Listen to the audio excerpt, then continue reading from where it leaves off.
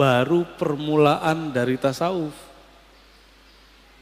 Saya sudah sering menceritakan bahwa di beberapa masjid dan komunitas dulu, ya, itu sekitar 5 tahun lalu, sebelum kita keluar-keluar kayak sekarang, itu pengurus kalau ngundang saya selalu bilang, Ustadz jangan sebut-sebut tasawuf, sebut saja tazkiyatun nafs. Saya balikin, yang Ustadz saya apa kamu? Kalau kamu mau begitu, kamu aja yang ngajar. Dah, saya pulang. Oh enggak Ustadz, bukan begitu. Udah. Kalau yang berbicara tasawuf bukan orang yang menjalaninya, bukan orang yang mengilmuinya, nggak apa-apa ente larang. Gitu. Jadi kadang-kadang kita ini takut terhadap kebenaran, lalu ketakutan itu kita share ke orang. Gak usah khawatir, semua keilmuan itu ada yang lurus, ada yang menyimpang. Dalam bab fikih ada orang fanatis, orang taklid. Ada lawan dari taklid, orang yang menyerang mazhab, anti mazhab. Itu penyimpangan juga. Dalam bab akidah juga sama. Dalam bab tasawuf juga ada yang menyimpang.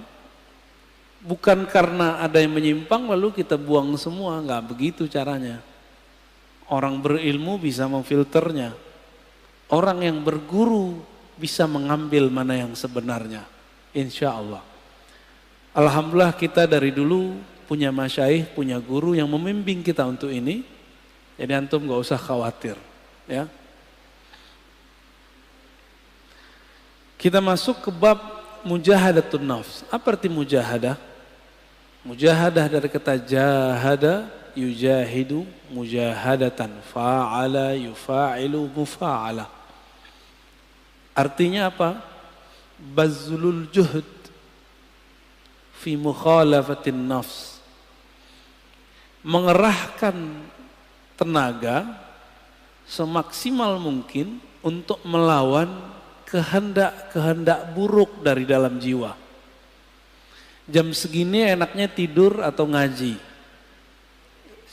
Menurut badan nih. Tapi batin Bapak maunya ngaji. Maka yang duduk sekarang itu bukanlah nafs yang ammarah, tapi nafs yang sudah mulai masuk ke gerbang mutmainnah.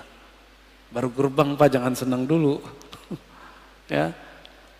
An-nafs ini jiwa kita, sebagaimana sudah masyhur disebutkan dalam Al-Quran, ada yang disebut innan nafsa, sesungguhnya jiwa, ada yang apa? Ammarah, bukan amarah.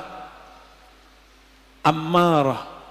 Ammarah bahasa Arab artinya yukthirul amra, banyak nyuruh-nyuruh kepada apa? Bisu, dengan yang buruk-buruk. Jam 3 enaknya tahajud atau molor. Molor ya. Itu normal. Normal itu. Tapi mujahadatun nafs itu melawan sisi normal manusiawi. Menjadi di atas itu. Yang gak pernah tidur, yang gak pernah capek itu siapa? Malaikat. Malaikat itu gak pernah tidur. Maka di saat seseorang melawan rasa ngantuknya, dia sedang menghidupkan sisi malaikat dalam dirinya. Karena dalam diri kita ada karakter nuriyah, karakter malaikat. Kalau mau makan, antum mau makan nih. Normalnya orang kalau pagi-pagi jam 7, jam 8 lapar enggak? Terus antum shaim, puasa. Malaikat makan enggak? Ah, itu namanya mukhalafatun nafs. Mencoba melawan kebiasaan diri, biasanya makan, dia enggak makan. Jiwa itu level pertama namanya ammarah bisu. An-nafs al-ammarah bisu. Jiwa yang selalu mengajak kepada yang negatif. Enggak saya, enggak antum, sama. Mau ustadz, mau kiai, hatta wali. Apalagi cuma wali murid ya. Hatta wali Allah itu ada an-nafsnya al-ammarah bisu dalam dirinya. Bedanya dia bisa meredamnya. Jadi jangan dikira para wali itu selamat juga dari an-nafs al-ammarah. Dia ada dalam dirinya, namun Allah mengizinkan untuk meredamnya. Ciri-ciri an-nafs al-ammarah, ide-idenya untuk berbuat yang rendahan itu lebih banyak daripada yang tinggi, yang bernilai. Keinginannya untuk berbuat yang buruk lebih banyak daripada keinginannya melakukan kebaikan. Nah itu ammarah bisu. Bahkan ammarah bisu ini lawan dari nafsul mutmainnah. Dia menjadi agen-agen maksiat. Kalau ada dia, maksiat tambah seru. Itu ammarah bisu. Sebenarnya itu diri kita sendiri ya. Jadi jangan dilihatkan ke orang, itu kita sendiri. Kalau dia agak baik dikit, dia menjadi an-nafs al-lawwamah. Jiwa yang lawwamah. Apa arti lawwamah? Lama yalumu lauman. Mencela. Lawwamah yang banyak mencela dirinya. Menyalahkan dirinya. Coba. Antum abis maksiat, nyesel gak? Abis nyesel, nyalahin diri gak? Atau nyalahin orang? Sama. Nyalahin diri, nyalahin orang berarti an-nafs al-lawwamah. Ada penyesalan, lalu mengalamatkan penyesalan itu ke orang lain. Ini gara-gara dia nih, gitu ya. Atau ke diri sendiri. Kalau sudah bisa menyalahkan diri sendiri, berarti sudah lolos dari nafsul ammarah masuk ke nafsul lawwamah. Dari nafsul lawwamah sudah di ujungnya. Karena sudah bisa memandang bahwa diri kita lah yang bermasalah. Ciri-ciri nafsul lawwamahnya belum bisa disembuhkan. Kalau maksiat, kalau salah, selalu menyalahkan orang.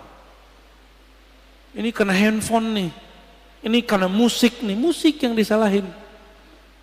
Kan baru muncul kemarin ada artis mau hijrah mau tobat, yang disalahin gitarnya, yang disalahin dia, yang maksiat yang disalahin musiknya.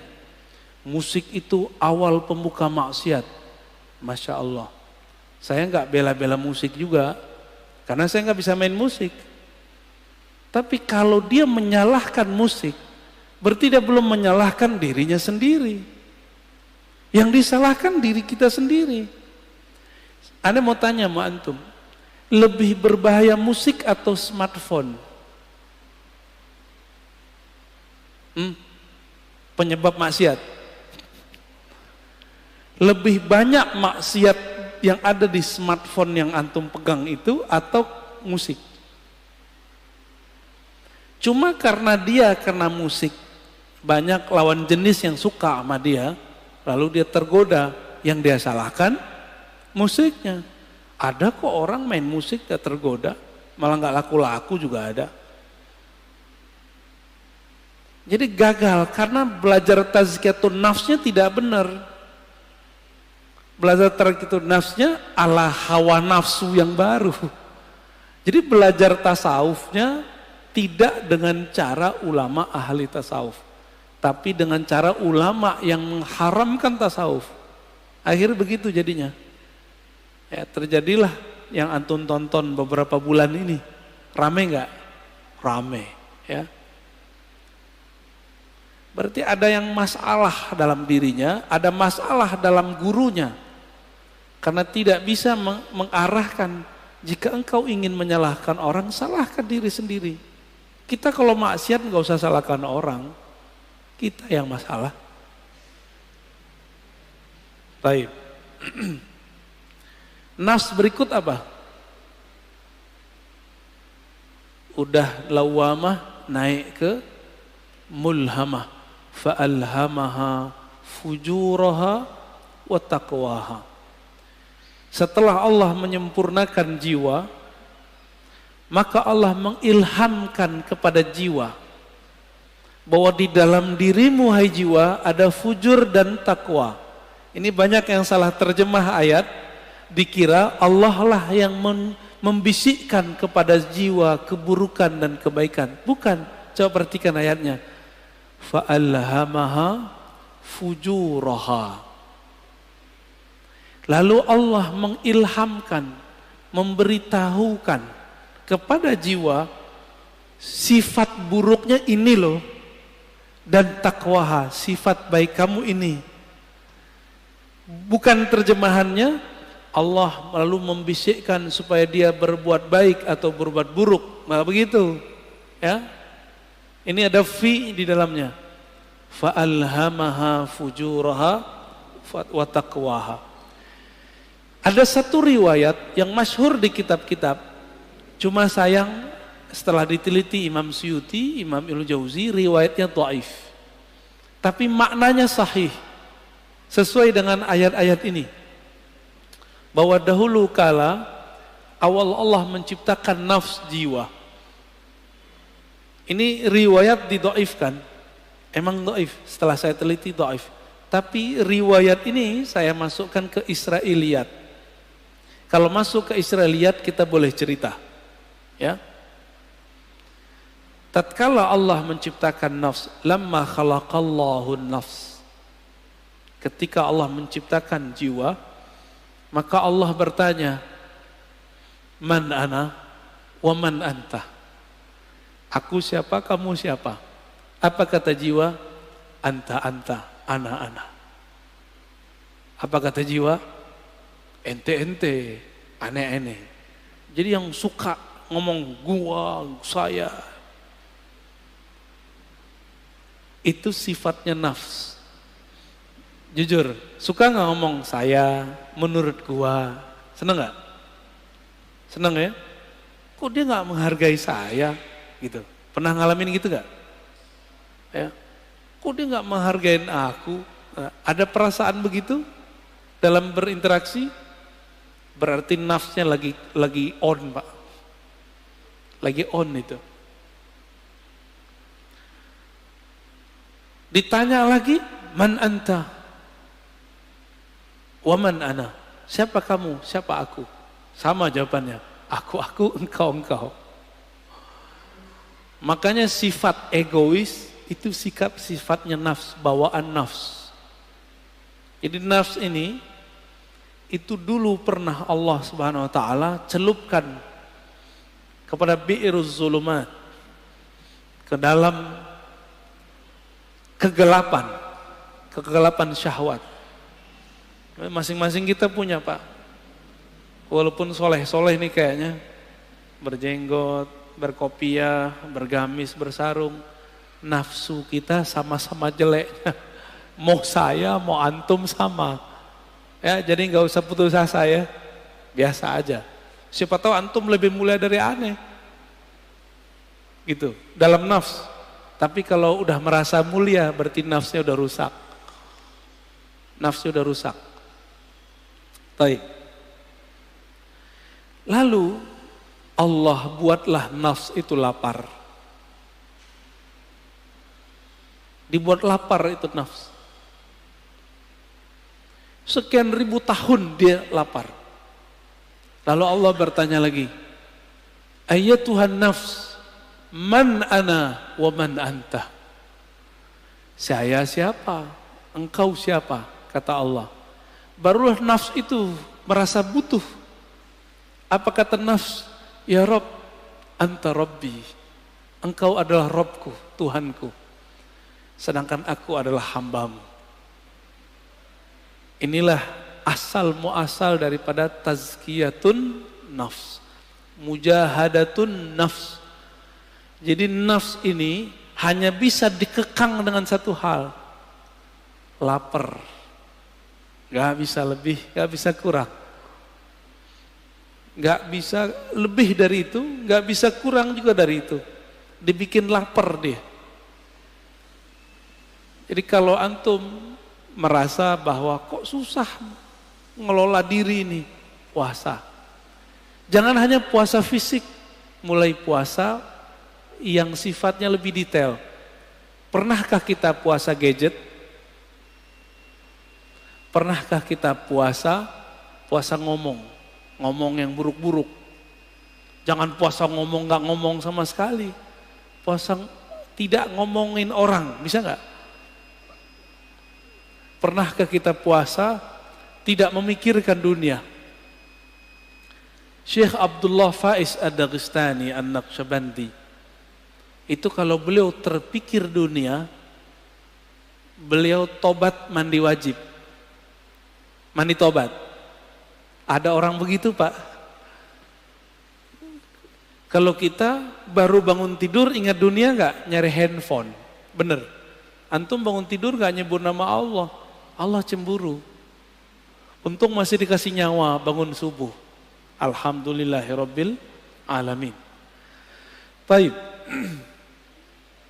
Itu an-nafs al-mulhamah. Allah ngasih tahu kepada jiwa, di dalamnya ada fujur, kekejian, kehinaan, syahwat yang meledak-meledak, dan juga ada taqwaha, ada nilai baiknya.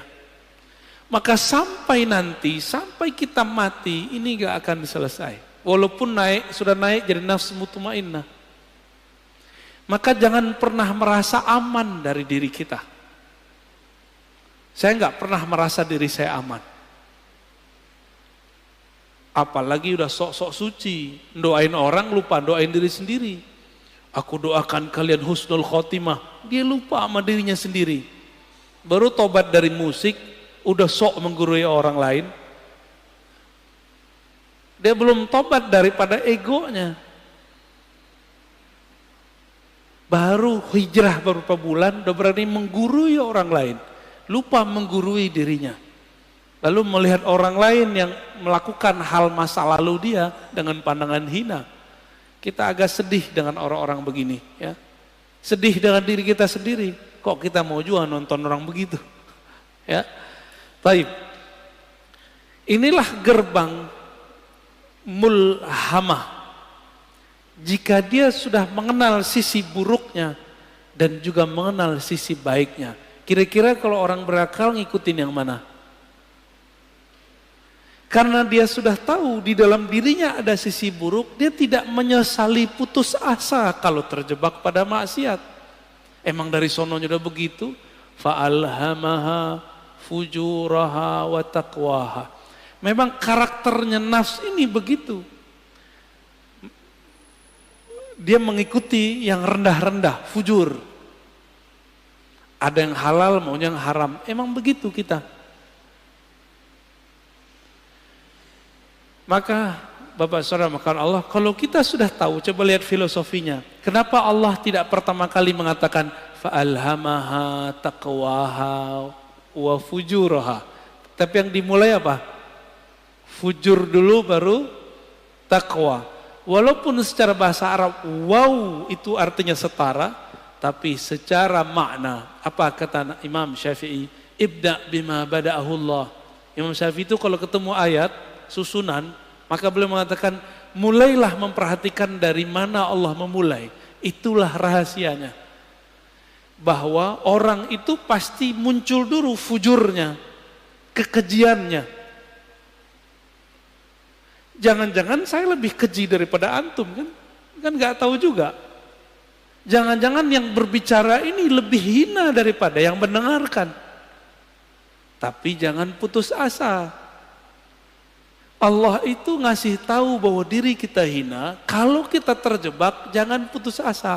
Kita punya sisi yang takwa. Disebut tobat. Gitu.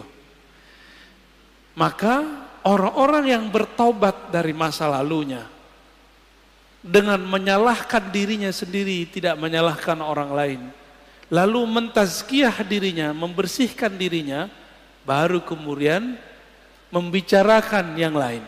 Orang ini sudah mulai naik ke makom berikutnya, an-nafs al-mutmainnah, jiwa yang tenang. Lalu bagaimana cara supaya jiwa itu bisa dibersihkan? Maka kita katakan mujahadah itu nama sekolahnya, kurikulumnya namanya tazkiyatun nafs. Bisa bedain. Tasawuf itu nama kampungnya. Jadi tidak ada namanya tazkiyatun nafs kalau tidak bertasawuf. Nggak akan ada, Pak. Oh, ini sudah ada sebelum tasawuf. Iya, tapi itu spiritnya tasawuf. Tazkiyatun nafs itulah yang disebut dengan taubah. Tazkiyatun nafs itu disebut dengan taubat. Dimulai dengan tazkiyah nafs itu dengan cara puasa, taubat, ya, taubat dari dosa. Jadi kalau kita turunkan tasawuf, mujahadatun nafs, apalagi tazkiyatun nafs, begitu modelnya. Jadi kalau ada orang mengajak kajian tazkiyatun nafs tapi tidak memulai dengan tasawuf, gimana kurikulumnya? Pasti ada halalnya, pasti ada kelemahan-kelemahannya. Kayak gitu modelnya. Ya, karena nggak tahu petanya tadi, dimulai dari jiwa yang 4. Ammarah, lawamah, mulhamah, baru masuk mutmainnah. 4 aja udah cukup dulu sebelum yang 3 yang lain. Jadi taubat itu bukan saja dengan cara mencela maksiat kita. Taubat itu dengan cara tazkiyah, itu pertama. Lalu tahliyah yang kedua. Apa arti tazkiyah? Membersihkan diri dari yang kotor. Kita kalau mau sholat, tubuh kita kotor, kita langsung sholat atau mandi dulu? Mandi itu namanya tazkiyatun nafs. Mandinya orang-orang maksiat, tobat. Supaya simbol dan maknanya nyatu, maka ada namanya mandi tobat. Nah, pernahkah kita mandi tobat? Maka mulai pagi ini, coba Bapak sekali sehari niat kalau mandi itu mandi tobat. Mau ngamalin? Ya. Jadi ketika kita mandi, kalau mandi tobat berani nggak pakai celana?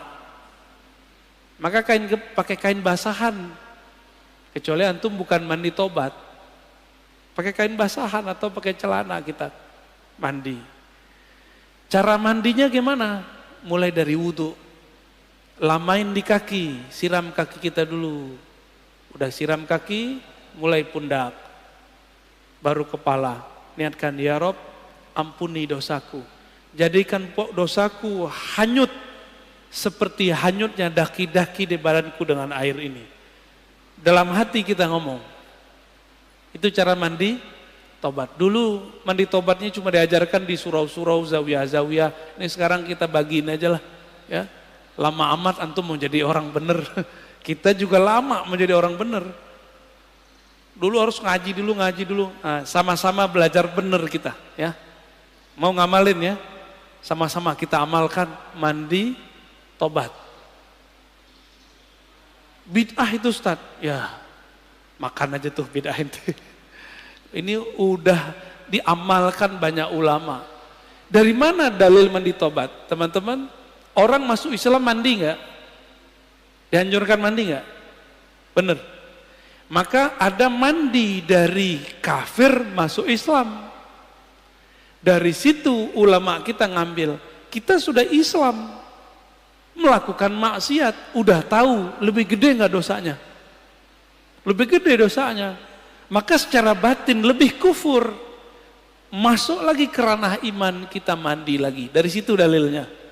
Ya. Jadi mandi tobat bukanlah bid'ah, mandi tobat adalah sesuatu yang lebih sunnah daripada mandinya orang kafir masuk Islam. Orang kafir masuk Islam wajar, dia tadinya kafir, sekarang masuk Islam. Kita ini sudah Islam, tapi melakukan kerjaan orang-orang kafir. Lebih kufur nggak? Lebih wajib nggak kira-kira mandi tobatnya? Menurut saya itu lebih wajib, ya. Coba mandi tobat. Ini amalan para wali Allah. Para wali Allah itu teman-teman, sahabat-sahabat karena Allah, amalan intinya itu tobat. Tobat itu adalah praktek tazkiyatun nafs. Ini ada orang ngaji tazkiyatun nafs tapi nyalahin ini, nyalahin itu nggak benar tazkiyatun nafsnya. Kalau mau jadi diri kita benar, orang lain benar, mulai dari tobat. Tobat itu isinya apa? Muhasabatun nafs wa nadmuha. Menghitung-hitung kesalahan diri lalu menyesalinya. Maka Nabi berkata, an-nadamu taubah. Hadis sahih. Yang disebut tobat itu kamu menyesali. Bagaimana mungkin menyesalinya kalau tidak pernah menghitung kesalahan diri sendiri? Pernah nggak ngitung kesalahan kita? Yang ada kita ngitung kesalahan orang, kesalahan gitar, kesalahan musik, musik lagi yang disalahin, orang teman lagi yang disalahin. Itu di luar nggak ada. Minum khamar, itu tua, kalau nggak diminum nggak masalah kan? Masalahnya antum minum itu aja. Baik. Tasawuf, dalamnya apa? Mujahadatun nafs. Dalamnya lagi apa? Tazkiyatun nafs. Inti tazkiyatun nafs apa? Taubat. Ciri-ciri orang tobat, dia suka mencari kesalahan dirinya sendiri.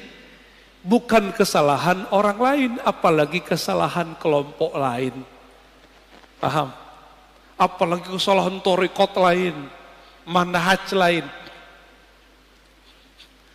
Kalau di dunia kerja, ciri-ciri orang yang sudah tobat, pribadi tobat, dia kalau ada kesalahan dalam pekerjaan tim, tidak suka menyalahkan kawannya, tapi dia suka menyalahkan dirinya sendiri.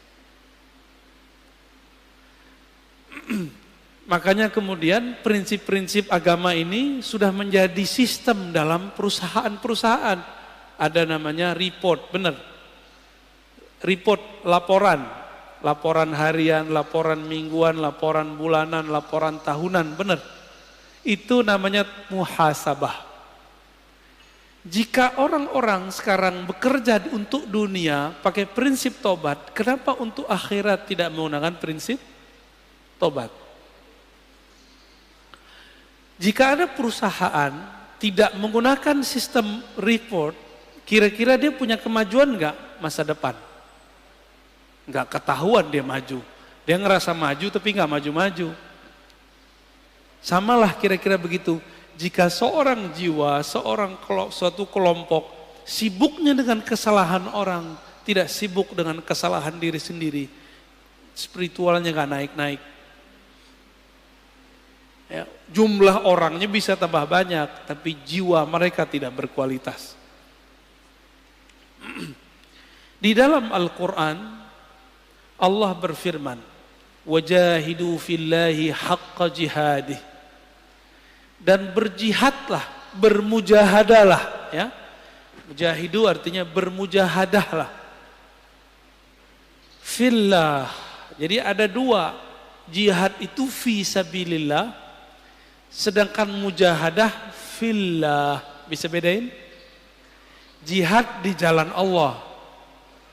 Kita sedang memperjuangkan agama Allah, itu jihad fi sabilillah. Tapi kalau kita sedang melawan diri sendiri, itu namanya jihad fillah. Jihad mengalahkan diri, memenangkan Allah, itu namanya surat Al-Hajj ayat 78. Ini dalilnya kita. Kalau orang bertanya dalil, apa dalil mujahadatun nafs? Ini dia.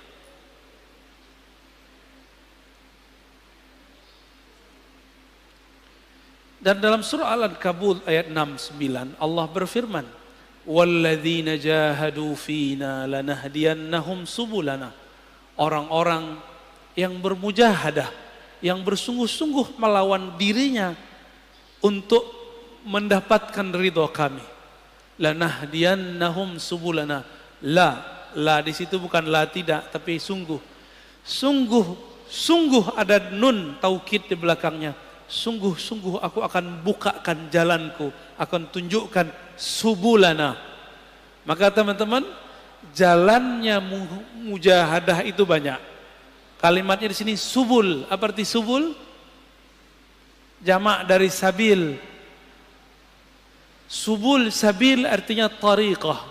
Subul sama dengan turuk, artinya jalan-jalan. Banyak jalan. Berarti jalan untuk memperbaiki diri itu lebih dari satu. Tidak hanya satu tariqah, bisa banyak tariqah. Tidak hanya satu manhaj, tapi banyak manhaj. Adapun ayat yang mengatakan la tattabi'us subul, jangan ikuti jalan-jalan, itu maksudnya jalan kemusyrikan.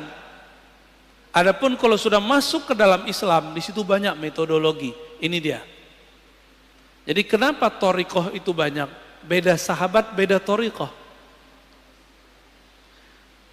Sayyidina Umar itu kalau beliau salah puasa 40 hari, tidak tidur 40 malam. Ada yang kuat thariqatnya Umar? Ada yang kuat thariqat Umar? Bid'ah enggak? Pernahkah Nabi mengajarkan kepada Umar, "Hai Umar, puasalah kamu 40 hari, janganlah tidur 40 malam." Ada enggak dalilnya? Pernah enggak Nabi ngomong? Enggak, Umar dapat 2 ayat ini langsung dipakai. Maka Umar itulah dalilnya, dan itu ada di Sahih Bukhari. Jadi 40 mujahadah, 40 khalwat, puasa siang hari, tidak tidur malam hari, bukan berarti itu over, bukan. Itu thariqahnya sahabat. Ini kita baru zikir 5.000 udah disebut riya. Ya. Kita baru kemudian gak tidur malam hari disebut berlebihan. Umar tiap malam gak bisa tidur. Karena dia merasa bersalah kepada Rasulullah sallallahu alaihi wasallam. Ilmu tazkiyatun nafs ini hanya ada di thariqah sufi. Sekarang banyak orang menyerang thariqah sufi. Kira-kira bisa benar gak dirinya? Gak bisa benar, Pak. Kita mau tazkiyatun nafs, tapi orang ahli tazkiyatun nafs kita serang. Bisa benar gak kita? Gak bisa benar. Ya. Tasawuf itu ada menyimpang. Kan kita udah jelaskan dari awal. Tidak hanya di kalangan sufi, di kalangan ahli fikih aja ada penyimpangan. Di kalangan ahli hadis aja ada penyimpangan. Apalagi di kalangan sufi. Lalu gimana supaya tidak menyimpang? Maka ilmu itu mesti bersanad kepada ahlinya. Selesai masalah sebenarnya. Bolak-balik situ aja, Pak. Ya. Ini perintah bukan? Wajahidu fillahi haqqa jihadih. Surat Al-Hajj 78. Bermujahadahlah kamu melawan dirimu untuk menemukan Allah. Dengan haqqa jihadih. Dengan perjuangan yang sebenar-benarnya. Ini wajib bukan? Ini bukan sunat, Pak. Maka bertasawuf itu wajib atau sunat? Tidak ada tasawuf tanpa mujahadah, tidak ada mujahadah tanpa tazkiyatun nafs. Itu namanya tasawuf. Berarti tasawuf wajib atau bukan? Wajib gak? Jadi jangan ngomong lagi tasawuf itu sunat. Bertasawuf itu wajib. Dalilnya ini ayatnya. Ma la yutimmul wajib illa bihi fahuwa wajib. Sesuatu kewajiban ya nggak bisa kita capai kecuali dengan satu metode atau sekian metode. Maka metode ini wajib ditempuh, wajib dipilih. Ini yang disebut dengan subulana, jalan-jalan kami. Ya, sudah mulai paham? Tapi biasa, mungkinkah Allah membiarkan jalan suci ini aman? Gak mungkin. Maka Allah titipkanlah ya ujian bagi orang-orang yang sedang bermujahadah di jalan tasawuf. supaya mereka meragukan tasawuf. Ragunya lewat ustadz juga, karena ustadznya ngomong pakai dalil juga bahwa tasawuf itu bid'ah, tasawuf itu dari Buddha, tasawuf itu dari Brahmana, tasawuf itu dari Kristen. Yang ngomong begitu kan orientalis.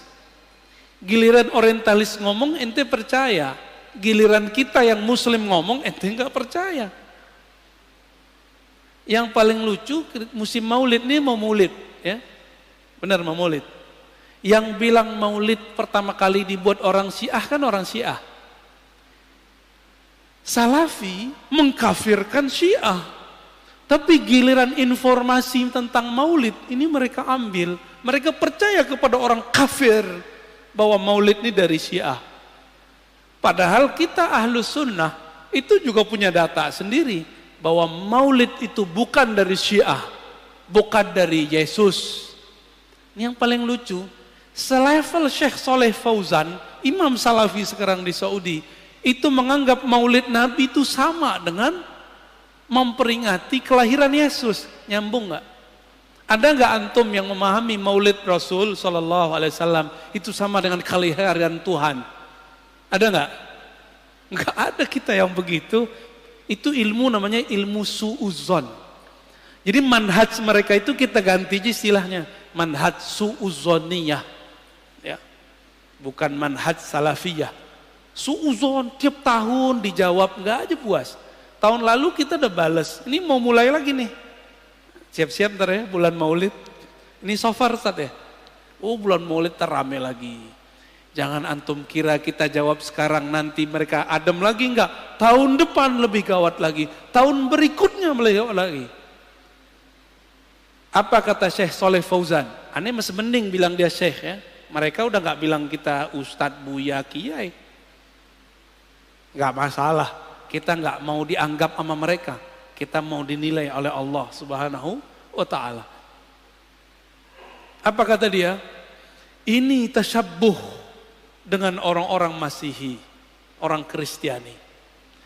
Kalau tasyabbuh menyerupai orang Kristen itu dalam akidah kita kan kafir. Kafir dong pelaku maulid. Maka kalau baca ayat Qul ya ayyuhal kafirun itu isinya orang-orang maulid ya. Nauzubillah min dzalik.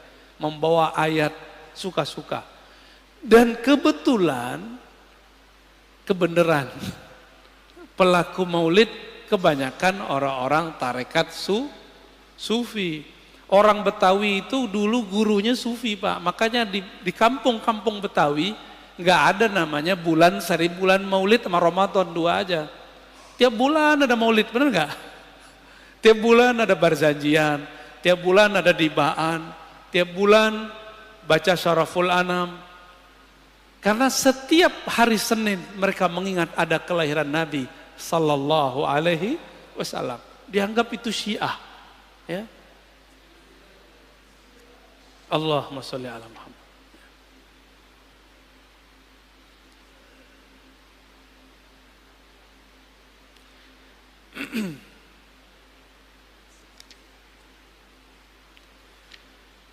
Tadi saya sudah hantarkan bahwa jiwa kita awalnya adalah an-nafs al-ammarah bisu, mengajak kepada keburukan.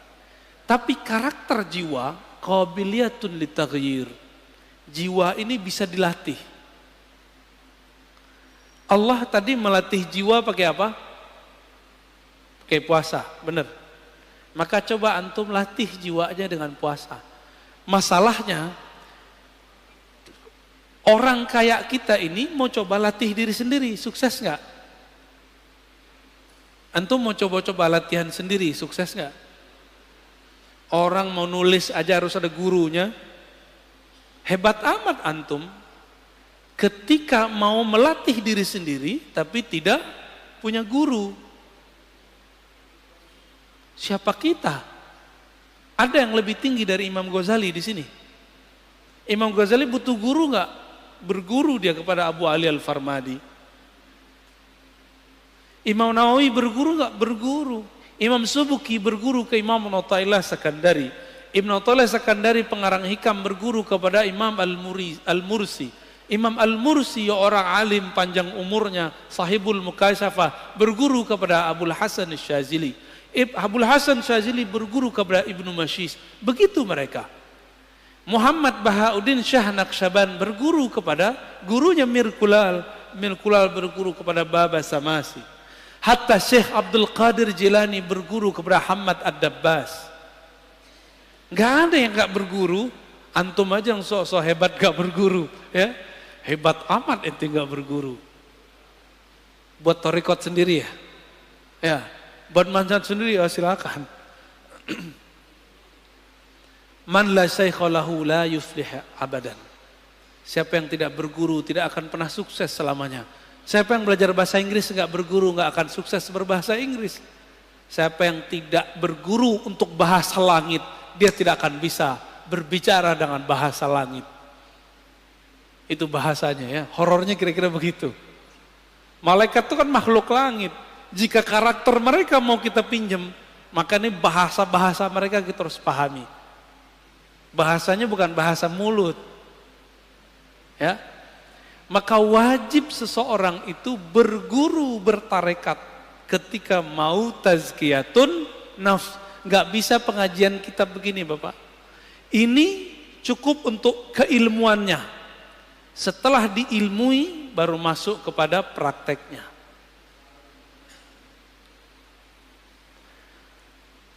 Beda orang, beda masalah. Ada sahabat Nabi datang mengatakan, "Ausini ya Rasulullah." Wahai Rasulullah, tolong ajarkan aku. Apa kata Nabi? La taqtab, jangan marah. Wahai Rasulullah, aku pengen yang lebih. Apa kata Nabi? Jangan marah. Sampai 3 kali. Falakal jannah, pasti masuk surga. Datang orang lain bertanya, wahai Rasulullah, apa amalan terbaik? Nabi menjawab, it'amut ta'am, kamu memberi makan.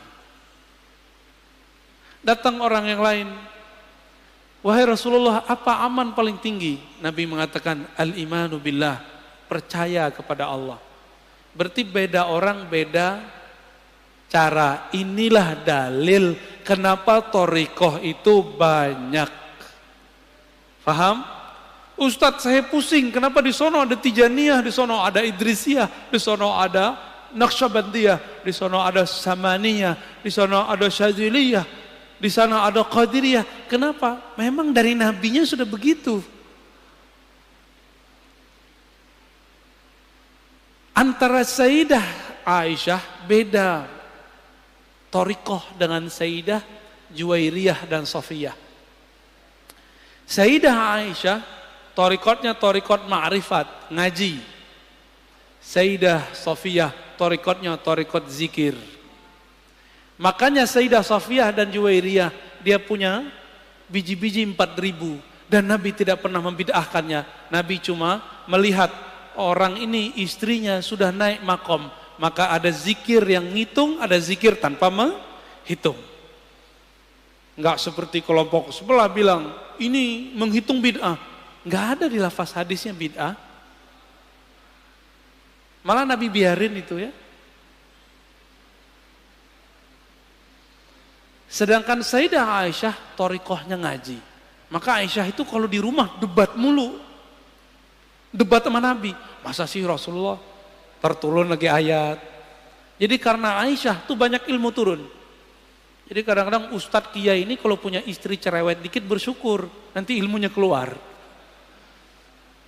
Apalagi wali ya. Wali itu ujian paling beratnya istrinya sendiri. Serius. Ya. Waliullah itu ujian pertamanya istrinya. Antum tahu Sayyidina Umar itu waliullah bukan? Waliullah bukan? Ada yang meyakini Umar bukan wali, pasti Syiah. Sayyidina Umar di rumah itu dikata-katain bininya. Ente nih wali, kira-kira begitu. Masa Amirul Mukminin begini? Enggak beres ngurus umat. Dikata-katain sama bininya. Dia pasrah aja, dibiarin aja. Bukan berarti Umar gak ada harga dirinya. Itulah cara Umar yang biasa ngata-ngatain orang di luar. Sekarang dia terima gak dikata-katain sama bininya sendiri? Apa perasaannya dikata-katain oleh orang dekatnya sendiri? Umar berhasil melewati itu. Pantas beliau jadi wali. Antum ini beda dikit paham sama bini udah tengkar, udah minta cerai. Udah langsung bilang, kamu ini menentang Allah dan Rasulnya. Yang ditentang ente, bukan Allah dan Rasul. Jangan bawa-bawa pemahaman kita satu level dengan Allah dan Rasul. Pemahaman kita ini bisa salah. Allah dan Rasul tidak pernah salah. Istri suka posting dirinya, jangan langsung dihardik. Pelan-pelan, Dek. Setiap nikmat itu pasti ada yang iri. Kamu begini ntar ada yang iri, urusan dia. Ntar lama-lama pasti ada yang ngecengin tuh cewek, ya istri kita tuh, atau pasangan kita, atau adik kita, atau teman kita. Nanti dia sadar sendiri. Lama pelan-pelan aja. Kamu kalau tidak take down itu foto, video, saya jatuhkan talak 1. Gak begitu caranya. Gak begitu caranya. Allah aja pelan-pelan mendidik nafs. SP1, ya kan? Wahai nafs, wahai jiwa, aku siapa, engkau siapa? Sampai yang ketiga baru dididik, dikasih ancaman. Gak dikasih makan. Begitu caranya ya. Jadi jangan main SP aja baru ngaji berapa kali.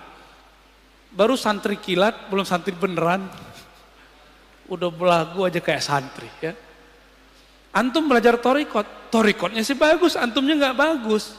Jangan bawa kemurnian torikot itu menjadi standar kita. Ya. Man zayyana zahirahu bil mujahadah hassanallahu sarairahu bil musyahadah. Guru Imam Abul Qasim Al-Kushairi namanya Abu Ali Ad-Daqqaq. Abul Qasim Kushairi ini punya murid Abu Ali Al-Farmadi. Abu Ali Al-Farmadi punya murid namanya Ghazali dan Yusuf Al-Hamadani. Yusuf Al-Hamadani umurnya panjang, ilmunya sama dengan Ghazali. Yusuf Al-Hamadani punya murid namanya Imam Abdul Khaliq Ujudawani, melahirkan nanti Thariqat Naqsyabandiyah di Uzbek. Di Baghdad dia punya murid Abdul Qadir Jilani, muridnya mendirikan Thariqat Al-Qadiriyah. Makanya Qadiriyah Naqsyabandiyah ini gak boleh tengkar Pak, ini saudaraan, karena syekhnya ke atas ketemu. Ya, kakek gurunya namanya Abu Ali Ad-Daqqaq menurunkan sebuah rahasia. Kenapa kita mesti mujahadah? Man zayyana zahirahu bil mujahadah. Siapa yang menghiasi dirinya, menyibukkan dirinya yang zahir. Yang zahir ini puasa, banyak rukuk sujud, banyak tobat, banyak menempa diri jiwanya. Maka Allah akan sempurnakan, indahkan sirnya. Hassanallah sarairahu bil musyahadah. Allah akan bukakan jiwanya dengan menyingkap sesuatu tentang dirinya. Dan syukur-syukur sampai kepada musyahadah, memandang kepada nama Allah, fiil perbuatan Allah, sifat Allah. Syukur-syukur Allah tunjukkan ihsan bertemu dengannya. Maka orang-orang yang tidak sibuk mendidik dirinya karena dia tidak punya guru, orang-orang ini tidak akan pernah sampai kepada Allah. Kenapa? Mikir, ini antum kalau nggak punya guru, mandang zikir 100 aja lama. Tapi kalau punya guru, jangankan 170.000 aja dijabanin. Coba aja kalau punya guru. Sekarang coba sebut zikir 70.000, kebayang berat nggak? Jangan dengan 70.000. Kita bilang zikir ya pagi sore 1000, antum pasti langsung kabur. Ya, tidak boleh ikut kajian saya kecuali paginya dan sorenya zikir 1000. Pasti nggak ada yang datang atau doang. Ya, itu zikir. Nah, nanti ada bab setelah ini, insya Allah di bulan depan kalau umur kita panjang. Pengurus mintanya 2 kali. Tapi kalau 2 kali sayanya nggak kuat ya. Semoga nanti ada waktu. Nanti ada bab tentang zikir. Jadi jangan langsung ke zikir, mujahadah dulu diri baru masuk ke zikir.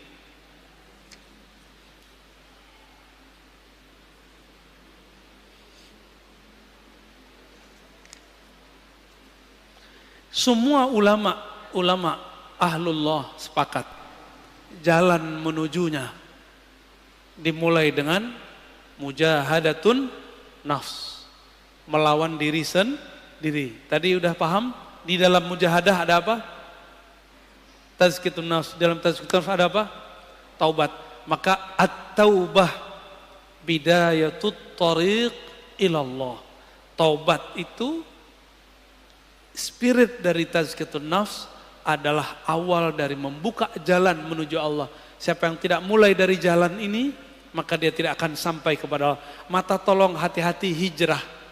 Hijrahlah fikrah dengan pemahaman yang benar. Hijrahlah mazhab dengan mazhab yang sahih. Hijrahlah thariqah. Dari thariqah nyalahin orang, sekarang nyalahin diri sendiri.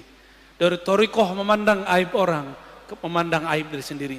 Disebutkan di kitab ini bagian terakhir yang mau kita katakan. Orang yang di dalam dirinya masih ada aib, pasti memandang orang lain dengan aib. Ini rumus. Man kana fi nafsihi aibun yara fi ghairihi aiban. Siapa yang melihat dirinya, yang tidak melihat dirinya punya aib, yang tidak sadar ada kesalahan dalam dirinya, pasti dia akan menyalahkan yang lain. Maka saya ini banyak aib, makanya saya masih sering nyerang kelompok sebelah ya. Tapi kita kenapa nyerang kelompok sebelah? Karena kita diserang bertubi-tubi setiap hari, setiap saat. Maka ini wajib hukumnya, karena hukumnya difa'un nafs, memperjuangkan pemahaman kita yang kita terima dari masyayikh yang bersanad kepada Rasulullah. Insya Allah bukanlah aib. Menurut antum aneh ketika Rod mengkritisi kelompok sebelah yang mengkafir-kafirkan pelaku tawassul, yang membid'ahkan amalan kita, menurut antum itu sibuk dengan aib orang atau gimana? Enggak, saya tidak meniatkan itu. Saya ketika menanggapi kelompok yang menyalah-nyalahkan ulama kita, saya meniatkan untuk memperkuatkan diri kita dan jamaah kita. Ya, bukan mau cari-cari lawan. Mereka yang cari lawan. Kita dari dulu ibadah tenang-tenang aja kok ya. Maulid tenang-tenang aja, zikir tenang-tenang aja. Tiba-tiba mereka datang nyalah-nyalahin. Sekarang kita ngomong membalas, mereka tuduh memfitnah. Benar gak? Berarti yang playing victim siapa? Itulah sikap psikopat ya, manhaj psikopatiyah. Nauzubillah min dzalik. Gak pernah mau salah ya.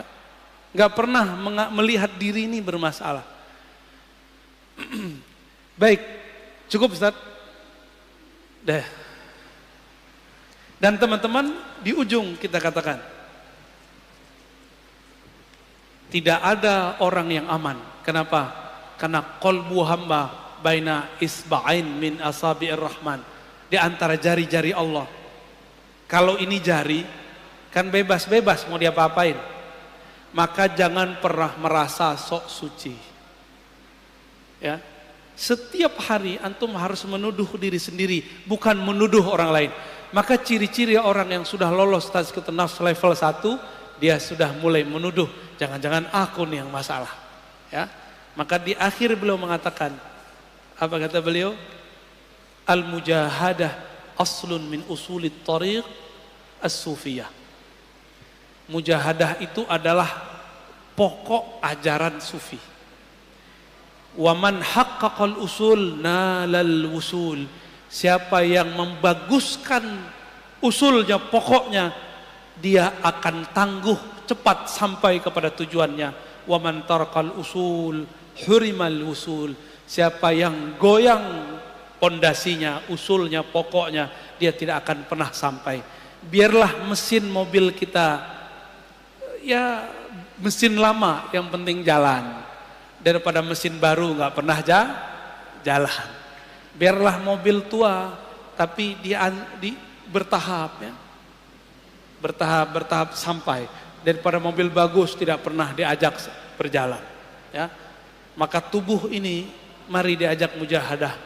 Mulai hari ini mujahadah, zikir pagi, zikir sore, cari guru, cari syekh mursyid yang bisa mendidik jiwa kita, yang dia juga tidak pernah menyalahkan orang lain, yang dia fleksibel seperti Nabi. Jika orang ini datang diajarkan dengan zikir A, Jika orang ini datang zikirnya A tapi jumlahnya tidak sebanyak B. Jika orang ini datang kemudian beliau pun lebih fleksibel. Begitulah ciri-ciri al-mursyid kamil mukammil. Dia bisa memahami muridnya, bukan pengen dipahami muridnya. Wassallallahu ala Muhammad. Fadhal. Bismillahirrahmanirrahim. Alhamdulillahirrahmanirrahim. Terima kasih Buya atas materinya. Alhamdulillah. Mudah-mudahan dapat menambah wawasan keislaman kita di pagi hari ini dan bisa mengamalkan kita di kehidupan sehari-hari. Kita masuk ke sesi tanya jawab, Buya. Ada yang bertanya, yang pertama, antara hawa nafsu itu duluan mana, Buya, yang diciptakan oleh Allah? Dan perbedaan hawa dan nafsu itu apa, Buya? Itu yang pertama. Yang kedua, apakah ayat Quran surah Al-Fajr yang potongannya ya ayyatuhan nafsul mutmainnah irji'i ila rabbika radiyatan mardiyah, apakah ayat ini termasuk salah satu doa, Buya? Iya. Hawa itu artinya kecondongan. Hawa artinya kecondongan. Kecondongan negatif dari jiwa disebut hawa nafs. Maka orang yang menahan jiwanya supaya tidak condong, bahasa Arabnya nahan nafs. Wa man nahan nafsa anil hawa.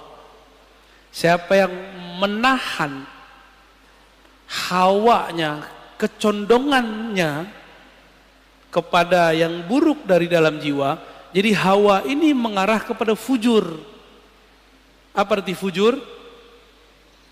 Kekejian.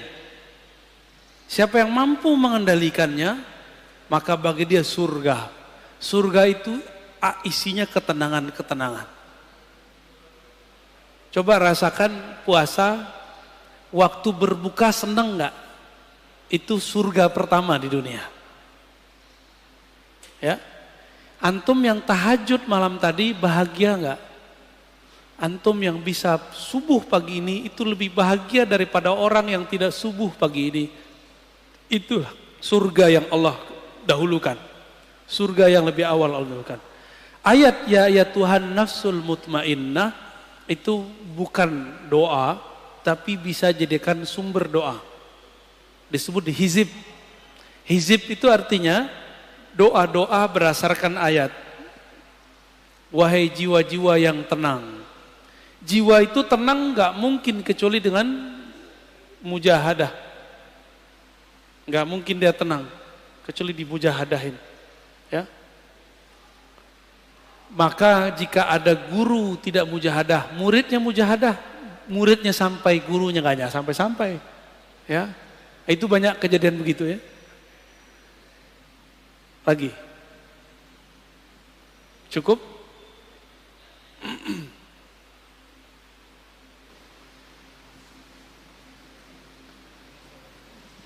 Assalamualaikum warahmatullahi wabarakatuh. Assalamualaikum.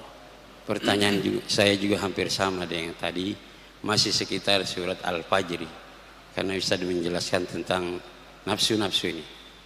Di situ Allah memanggil ya ayat Tuhan nafsul mutmainnah.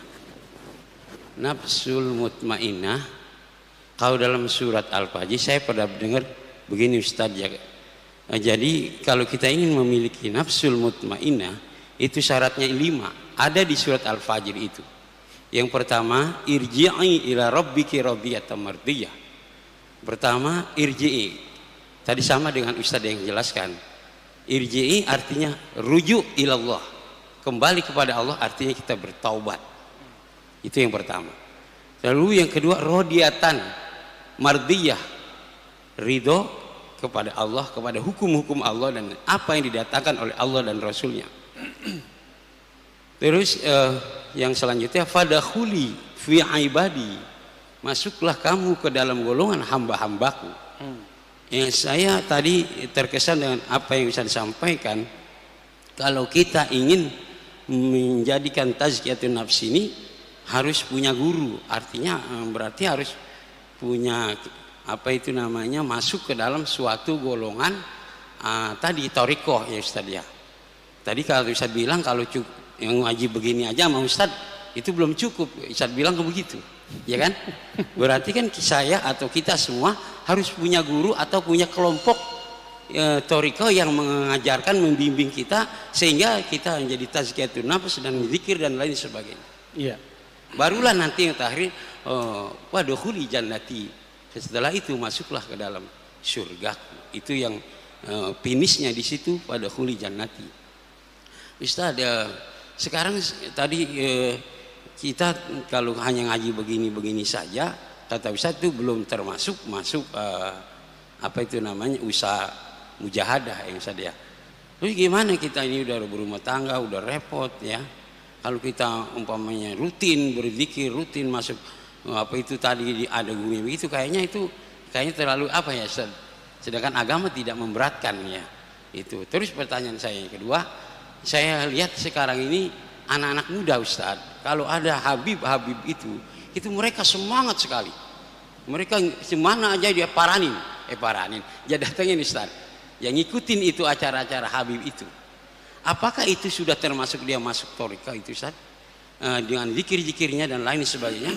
Tapi pada kenyataan anak muda ini saya perhatikan Ustaz, kalau itu semangatnya luar biasa dan banyak sekali jamaahnya. Tapi giliran waktu subuh itu orang-orang tua jamaahnya banyakan. Anak muda kemana? Padahal dia ngikutin Habib-Habib. Bahkan semangat banget, perempuannya kayak lelakinya kayak itu banyak sekali jamaah. Tapi ketika prakteknya itu kemana Ustaz? Baik. Ini itu ya pertanyaan. Ya, assalamualaikum warahmatullahi wabarakatuh. Assalamualaikum warahmatullahi wabarakatuh. Itu mungkin versi guru Bapak ya. Kalau mau nafsu mutmainnah harus 5. Kalau versi guru saya 5 berikut itu dari nafsu mutmainnah mau naik lagi. Yang dipanggil tuh nafsu mutmainnah, bukan supaya jadi mutmainnah irji'i, bukan. Udah dipanggil, dia sudah mutmainnah dulu baru dipanggil. Yang dapat undangan kepada Allah itu jiwa yang tenang. Jadi bagaimana supaya jiwa tenang? Bil ju', dia mujahadah. Bil mujahadah atau aja. Supaya qalbu tenang bizikrillah, dengan zikrullah. Maka 2. Supaya an-nafs ini tenang, mujahadah, qalbunya dizikirkan.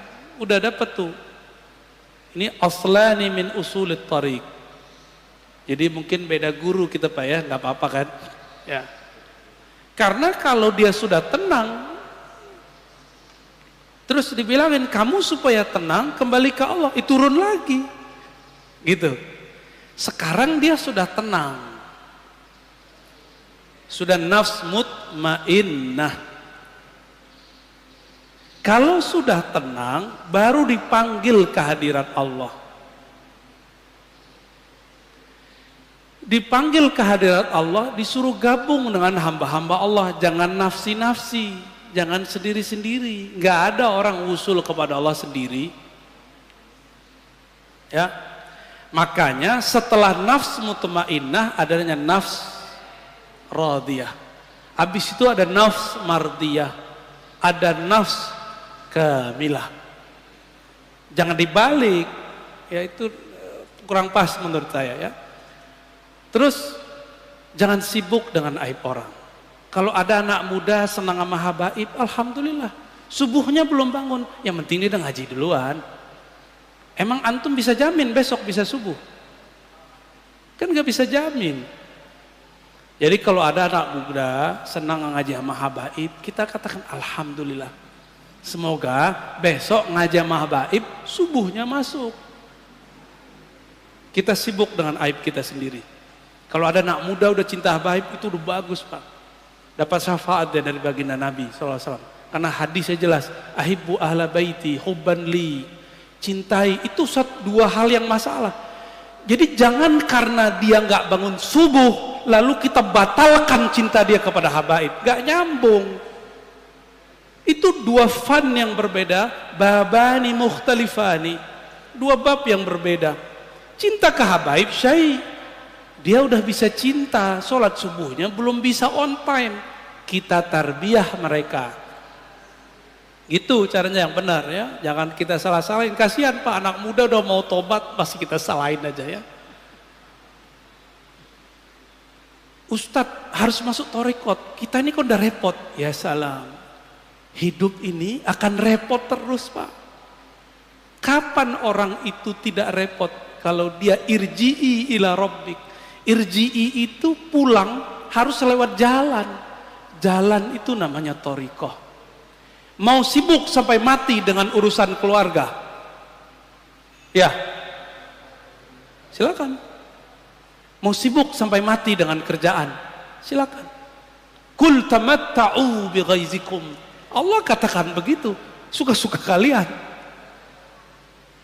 Suka-suka kalian. Allah kasih kebebasan. Bahkan Allah mengatakan, fa'budu ma syi'tum. Kalau kalian mau sembah selain aku boleh.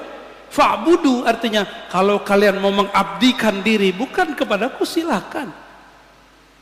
Enggak ada masalah sama Allah. Allah enggak butuh kita kok.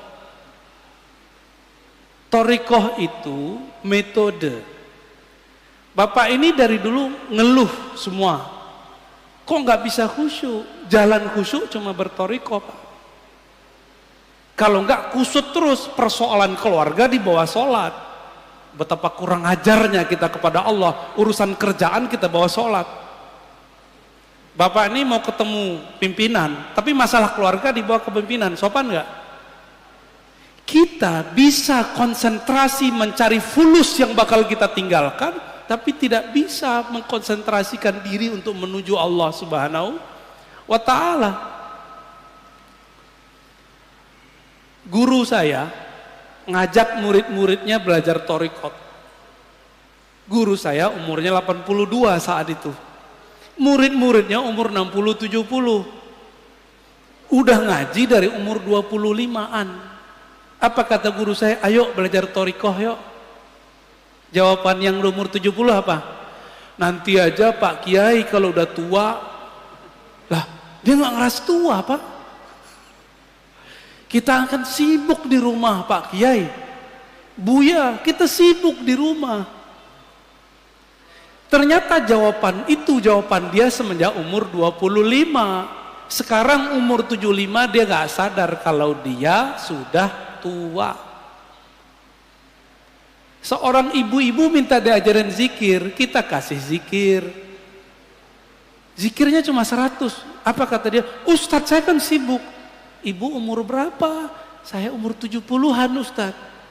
Lah ibu karyawati. Ibu pramugari. Enggak, itu sibuk apa?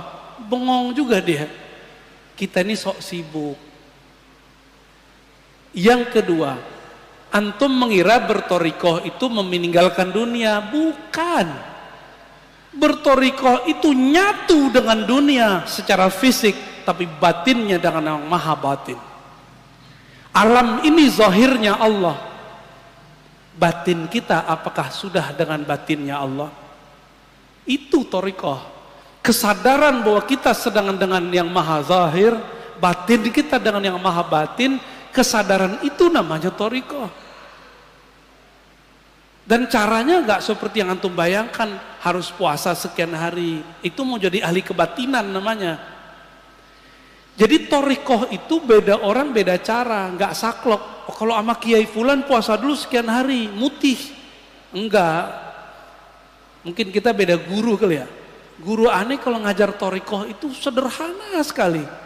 Dilihat kita masih kecil, umur 13 tahun, diajarin zikir yang ringan-ringan. Kamu zikir ini anak, dia pagi sore. Tapi setiap kali saya zikir saya hilang Pak. Umur 15 mulai dikasih zikir yang mulai ada angkanya besar, dilatih. Di umur 18 tahun sudah kuat zikir 70.000 segala macam, bahkan umur-umur segitu. Antum sekarang udah umur 40-50 masih ngomong begitu. Apa kata Imam Junaid di kitab ini tadi saya lupa bacain. Wahai anak muda, ya ma'syaras syabab, latihlah jiwamu sebelum tua. Latihlah badanmu sebelum merentah. Karena nanti kalau badanmu sudah tua, sudah renta, kamu tidak sempat lagi mengikuti jalur-jalur ulama salafus soleh seperti saya ini. Itu Junaid tiap malam gak bisa tidur, tahajud mulu, dia gak bisa tidur. Kalau tidur, dia kemudian menghukum dirinya. Enggak berlebihan, itu biasa untuk Junaid.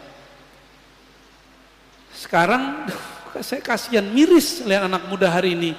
Tua-tua juga sama, mau tidur pakai handphone, Torekot Samsungiyah, Oppowiyah, Applewiyah. Torekot ini nih lebih hebat. Mau tidur pakai Torekot ini. Bangun tidur, yang pertama dicari, itu lagi. Kenapa orang bisa tahan? Karena ada yang dilihat. Antum rajin-rajin mujahadah. Nanti Allah bukakan kolbu. Lebih asik dari ngelihat YouTube. Namanya mukasyafah, musyahadah. Lebih asik dari baca kitab. Lebih asik. Semoga sampai. Cukup ya? Ada lagi? Yaudah ya. Udah banyak minta pulang Pak. Ya fadal terakhir ya.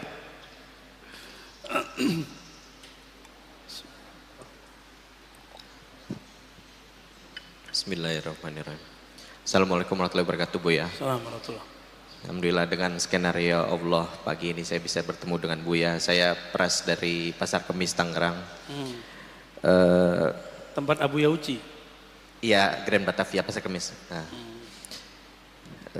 saya juga mengucapkan terima kasih kepada Buya telah membawakan cermin kepada saya sehingga saya baru menyadari saya berpakaian seperti ini saya malu rasanya dengan perbuatan maksiat dulunya gitu. Cuman saya sedang belajar untuk memantaskan diri di hadapan Allah. Ada dua pertanyaan yang saya ingin tanyakan Buya. Yang pertama, bagaimana menempatkan nafsu dalam amaliyah diri? Yang kedua, adakah tips atau cara pada saat muhasabah kita tidak terjebak dalam perenungan dosa? Mungkin itu saja Buya yang ingin saya sampaikan. Assalamualaikum warahmatullahi wabarakatuh. Assalamualaikum. Nafsu itu jangan dikasih kendor. Karena ayatnya waman nahan nafsa. Siapa yang menahan jiwanya dari kecondongan fujurnya, jangan dikasih kendor. Jangan masker doang yang bilang jangan kendor. Ini masker jangan kendor, giliran nafsu dibiarin. Nafs itu tidak hanya itu, nafs itu ada zahir, ada batin. Zahirnya nafs makan, pengen terlihat lebih baik depan orang. Batinnya nafs pengen dihargai, pengen dianggap alim, pengen menggurui orang, tidak mau digurui. Ini hati-hati. Masih ingat iblis? Iblis itu nafsnya pengen minta dihargai, bahasa Arabnya istakbaro. Jadi istakbaro itu bahasa halusnya pengen dihargai. Bukan saya pengen dihargai, tapi emang harusnya begitu. Ah, ini hati-hati. Orang-orang yang tersinggungan mulu hidupnya, hati-hati tuh. Jangan-jangan antum melihara kibir, salah satu karakternya nafs. Hati, biasanya pengurus masjid kena ujian begitu tuh. Pengurus masjid, guru-guru, syekh-syekh, kiai-kiai, pejabat-pejabat, atau mantan pejabat. Dia mantan masih pengen dihargai seperti pejabat. Namanya post power syndrome, tahu? Ya, dia dulu ngurus masjid, sekarang kan bukan. Itu di banyak masjid saya ketemu begitu Pak. Di banyak masjid, saya nggak tahu masjid sini ya. Dinamikanya mungkin 11-12 lah, bener ya. Sama lah. Karena masjid ini tempat nyembah Allah. Setan gak mau diem Pak. Dia bikinlah pengurus tengkar sama pengurus. Antum yang tengkar, kena udah. Kalau berbeda boleh, tengkar ya gak boleh. Berselisih itu rahmat. Yang gak boleh itu takhasum. Bermukhosamah. Mulai kemudian orang kalau udah mukhosamah tengkar, nyari kesalahan orang gak? Ada beberapa masjid udah kayak partai politik Pak. Mau milih ketua itu udah pakai, waduh ya salam, udah ada tim sukses segala. Ada grup baru lagi. Ya salam. Semoga Masjid Nabawi seperti nur Nabi sallallahu alaihi wasallam, berselisih untuk maju, bukan berselisih untuk bertengkar. Amin. Nafs ini fiha lazzah. Hawa nafsu itu ada lezatnya. Ini saya ngomong begini, itu ada nafsunya. Kalau saya menikmati ngata-ngatain orang, maka saya niatkan kalam saya ini ngata-ngatain diri saya sendiri. Pahit loh Pak ngata-ngatain diri sendiri itu. Enggak enak banget ngata-ngatain diri sendiri itu. Maunya dia mau ngata-ngatain orang mulu. Enggak mau muhasabah diri, maunya menghisap orang mulu. Itu karakter kita, itu karakter nafs itu. Berarti antum sudah bagus tuh pertanyaannya. Saya gitu ya, dengan pakaian begini merasa nggak pantas. Emang nggak pantas Pak. Cuma meskipun kita bukan orang soleh, kita mau meniru orang soleh walaupun hanya pakaiannya. Semoga dengan meniru pakaiannya nanti akhlaknya pun nempel ke tubuh kita. Kalau akhlaknya sudah nyampe, semoga karakter kolbiahnya juga masuk ke dalam diri kita. Nah ini, jadi gimana caranya? Jangan kasih kendor. Kasih kendor, kasih sanksi. Allah itu memberi sanksi nggak kepada jiwa ketika dia tidak mau mengakui Allah sebagai Rabb? Dikasih sanksi, nggak dikasih makan. Maka antum yang lalai kepada Allah, kasih sanksi, matanya nggak boleh tidur 1 jam, kurangi zikir, baca Quran, sholat. Harus disanksi diri kita ini, diberikan dia hukuman, disiplin. Masa orang ada disiplin kerja mencari dunia, tapi dia nggak disiplin kerja untuk akhirat. Orang yang tidak sukses di masa tuanya dunia karena dia masa mudanya tidak disiplin. Sepakat? Benar? Bapak, kenapa saya bisa baca kitab apa saja sekarang? Karena saya disiplin dulu di umur. Mulai dari umur 15 tahun saya belajar baca kitab. Jadi telat belajar kitabnya. Kawan-kawan mungkin umur 12 sudah mulai hafal alfiah. Saya belajar itu umur 15. Karena saya tahu ini ilmu mahal. Gak pernah kita tinggal lagi. Kuliah pun. Ketika orang tua saya mengatakan, nak cari kerjaan Bapak susah. Saya bilang, Pak, apapun tolong beasiswain saya 4 tahun. Dan benar-benar Pak, saya 12 tahun mendidik nafs saya untuk tidak pacaran. Ya, itu 12 jam setiap hari. Enggak hura-hara ke sana sini, sibuk baca buku masuk. Jadi merbot di pesantren, azan. Kadang-kadang imamnya enggak ada, kita jadi imam. Yang paling gawat apa? Dosen kita ini pesantren mahasiswa, dosennya enggak ada. Kita masih santri, orang pada ngelirik. Terpaksalah kita maju. Di situ saya baru tahu kalau saya banyak baca Pak. Tapi saat itu karena guru jauh, kolbu masih ada sombong. Bertambah ilmu, tambah sombong. Bertambah bacaan, bertambah belagu. Itu saya alami dulu. Ini kan ada mahasiswa kita di sini udah jadi ustadz juga ya, Ibnu Hajar. Dia kan jurusan filsafat tuh. Ya, 11-12 lah kayak dia dulu. Bertambah baca kitab, bertambah sombong. Jadi saya kalau baca kitab dulu niatnya mau debat orang. Serius Pak. Jadi kalau baca ngapal hadis, saya niatin untuk debat salafi. Kalau baca kitab akidah, mau ngelawan Syiah, liberal. Kalau baca kitab filsafat, mau ngalahin orang-orang yang sok-sok ngomong filsafat. Bener-bener dulu. Gak ada yang bener. Kenapa? Di kolbu ada kibir. Di dalam jiwa ada karakter sombong yang belum dibenerin. Ketika bertambah sholat, bertambah sombong. Inilah yang terjadi pada orang baru hijrah jadi ustadz. Dirinya belum diberesin. Apalagi mu'alaf. Bertahun-tahun dia makan haram. Sekarang mu'alaf dikasih panggung. Gak mau jadi santri. Sedangkan serigala, hewan ternak, hewan buas yang ada dalam dirinya belum dididik. Jadi tazkiyatun nafs ini kalau bahasa guru saya dulu, saya masih ingat Syekh Maulana Muhammad Nuruddin Al-Khalidi An-Naqsyabandi, lalu Syekh Hasan Basri Jalil Al-Qadiri As-Samani, apa kata mereka? Tazkiyatun nafs itu nak sama dengan mendidik anjing galak dalam hatimu, dalam jiwamu. Kamu itu sama bahkan lebih jahat daripada anjing. Saya digitu-gituan sama guru saya dulu. Kamu itu lebih nakal daripada babi. Lebih jorok otaknya, seksnya daripada babi. Lebih sombong daripada monyet. Lebih sombong daripada binatang-binatang buas. Itulah kamu. Lebih nyala daripada anjing. Sekarang jadikan dia kerangkeng dia. Itu yang disebut dengan khalwat. Jadi berkhalwat itu untuk itu, Pak. Apa yang lakukan orang khalwat? Puasa, zikir, sholat, kurangin melek, kurangin ngomong, kurangin mikir, banyakin zikir. Tapi harus dengan ilmu, harus dengan syekh mursyid yang alim.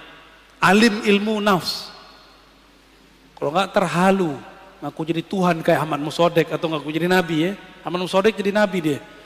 Itu prestasi orang Betawi, Pak. Ada nabi dari orang Betawi satu ya. Lumayan, nabi ke-26. Taib, terjawab ya. Tentang nafs. Udah. Apa yang kedua tadi?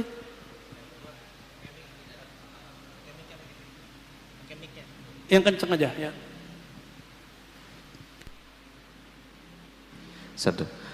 Yang kedua itu Bu ya, bagaimana supaya pada saat kita bermuhasabah kita tidak terjebak dalam perenungan dosa. Muhasabah itu adalah cara kerja taubat. Muhasabah itu efeknya dua-duanya bagian dari taubat. Pertama melupakan dosa, namanya move on. Set, antum jadi semangat. Tapi orang yang semangat lupa dengan dosanya bisa terjebak lagi, kan setan nggak mau diem, Pak. Nanti ada setan jadi orang soleh. Gimana ciri-cirinya? Yang sudah tobat ini dia belum mateng, sudah berani untuk mengklaim dirinya tobat, lalu mengklaim orang pelaku maksiat seperti dia dulu, orang-orang yang kotor. Ini banyak nih anak-anak hijrah banyak kejebak di sini karena tidak tahu seni muhasabah. Ketika kita muhasabah, dalam muhasabah pun ada setan. Itu ketika kita move on, apa yang kita rasakan? Kita menyalahkan masa lalu atau kita menyalahkan diri. Kita memandang hina orang yang melakukan masa lalu kita, pekerjaan masa lalu kita itu masih dikerjain oleh teman kita. Kita memandang hina dia atau kita sayang kepada dia. Kalau antum sayang kepada dia, mengasihi dia, berarti sukses tobatnya. Innallaha yuhibbut tawwabin. Terjemahannya apa? Allah cinta orang yang tobat. Itu terjemahan antum. Kalau terjemahan ilmu ma'rifatnya beda lagi. Allah cinta para pendosa yang sadar dari dosanya. Itu arti aslinya. Berarti orang maksiat bisa dicintai Allah, bisa. Maka saya katakan ke dalam diri saya yang suka maksiat, kepada teman-teman saya yang masih maksiat, Allah bisa jatuh cinta kepada kita, kepada antum semua. Yang penting mau tobat. Lah Ustadz, saya tobat besok ngerjain lagi. Udah tobat lagi. Sambalado, nggak apa-apa. Tobat sambalado itu disebut tawwab, ghaffar. Apa arti ghaffar? Allah yang menerima istighfar berkali-kali. Tawwab, Allah yang menerima tobat lebih dari satu kali. Tolong jangan dengarkan lagi kalam ustadz yang dipinjam lisannya oleh setan dan mengatakan tidak boleh tobat berulang-ulang, tobat nanti saja. Itu setan yang ngomong, Pak. Karena Allah mengatakan tentang ciri-ciri orang yang mengundur-undur tobat, nanti saja kami tobat. Benar gak? Ada kan ayatnya? Ada ayatnya. Tar aja tobatnya. Kata kiai tobat itu cukup sekali. Gak bener. tobat itu berkali-kali, maka ada lafaz tasdik, tawwab. Coba tanya kepada orang ahli nahwu sorof, apa arti tawwab? Orang yang terjebak berkali-kali kepada maksiat, dia pun berkali-kali tobat, sampai tobat itu jadi makomnya. Jadi saya kalau ngelihat ada orang maksiat, saya bawakan ke diri saya sendiri. Antum jangan jijik ngelihat perempuan yang buka aurat. Mata antum kan menikmati, ya toh? Jujur tuh, yang senyum-senyum tuh jujur tuh, ayo senyum. Pada bengong kan? Itu kita munafik ke dalam diri kita sendiri. Coba sesali, ya Arab, aku mengatakan orang itu hina, tapi aku menikmatinya. Gawat gak? Kita jijik katanya, benci melihat orang buka aurat, tapi mata antum tuh gak bisa lari dari dia. Bisa gak mata kita lari dari orang cantik, bening, buka aurat? Gak bisa. Antum gak ghadul basar di depan orang. Antum bisa ghadul basar depan masyarakat, depan teman. Di rumah buka Instagram bisa ghadul basar gak? Saya gak yakin, jangan sok suci. Maka karena kita ini gak ada yang benar utuh, makom pertama yang mesti kita buka adalah makom taubah. Ya, pribadi yang suka tobat. Jadi orang yang tobat itu level pertamanya move on, lupa sama dosanya, tapi dia tidak membenci pelakunya. Ada yang kedua, selalu ingat maksiatnya.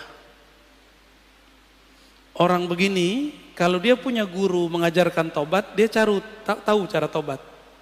Kalau dia tobat, selalu ingat ciri-cirinya, banyak nangis, banyak merindingnya. Kalau ingat begitu, selalu ingat dirinya yang hina. Orang begini nggak sempet mikirin orang. Jadi kenapa ada orang hijrah, habis itu ngata-ngatain temannya, padahal baru kemarin sore hijrah. Berarti dia hijrah baru pakaian dan fikrahnya, belum nafsnya. Bisa paham kenapa teman antum sekarang musuhin antum. Kenapa teman kita dulu, teman-teman ngopi bareng, ngafe bareng, sekarang malah ngajak berantem terus di grup, malah nggak mau lagi semajelis. Itu karena dia baru di sini hijrah, tapi di dalam ini belum hijrah. Apalagi kolbunya, ya. Mana ada orang ahli zikir sibuk posting video, ya nggak? Cukup lah ya. Baik teman-teman, cukuplah ayat ini. Waman jahada fina lanahdiyannahum subulana. Mau sampai kepada Allah, mujahadah. Bisa mujahadah sendiri? Tidak. Maka ikutlah mujahadah orang yang sudah sukses mujahadah. Disitulah perlu bertorikoh. Maka torikoh perlu direvisi, diinovasi setiap masa, walaupun namanya sama. Torikohnya Naqsyabandiyah, tapi ada revisi di dalamnya. Zikirnya gak perlu direvisi, tapi metode mujahadahnya direvisi. Qadiriyahnya direvisi. Jangan kaku bertorikot. Bukankah Syekh Abah Anom juga merevisi? Bukankah Syekh Ahmad Khatib Sambas juga merevisi? Dari 2 torikot digabung jadi 1. Bukankah Abul Hasan Syazili juga merevisi? Bukankah Imam Maulana Khalid An-Naqsyabandi juga merevisi 5 torikot? Bukankah Syaziliyah Darqawiyah juga merevisi? Semua mereka merevisi.